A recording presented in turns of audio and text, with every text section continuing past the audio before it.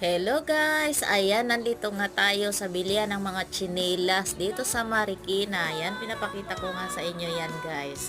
Ang sarap mamili dito guys. Ang daming mapipilian. Tingnan nyo guys, ang gaganda ng mga design. 180 lang yan guys. Ayan, napapadaan nga lang ako dito. Naalala ko nga, wala na nga pala akong tsinelas. Kaya ayan, nagpunta nga ako dito, bibili nga ako. At ito naman ang aking napili. Diba? Ang cute guys.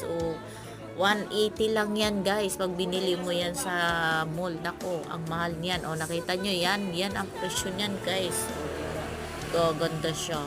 Ang dami mong pagpipilian. At ito naman yung mga panlalaki. 150 lang din yan, mga panlalaki. Diba? Mas mura. Diba? Ayan siya.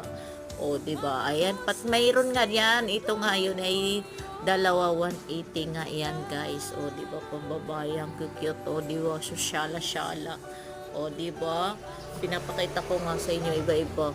Ang ganda. Ang sarap nga mamili dito guys. Makakapili ka talaga, ang gaganda. Diba? 150 lang yan. Panlalaki yan guys. Diba? Makakapili ka. At meron nga pala dito sila mga crocs, mga sapatos. Yun ang ganda. Diba? Pag umuwi ako sa probinsya namin guys, bibila ko yung baby ko niyang sapatos na yan. Diba? Ang syala, diba? At saka itong kagandahan na tahi na talaga siya. Tinatahi na talaga siya. At may mga damit pa nga.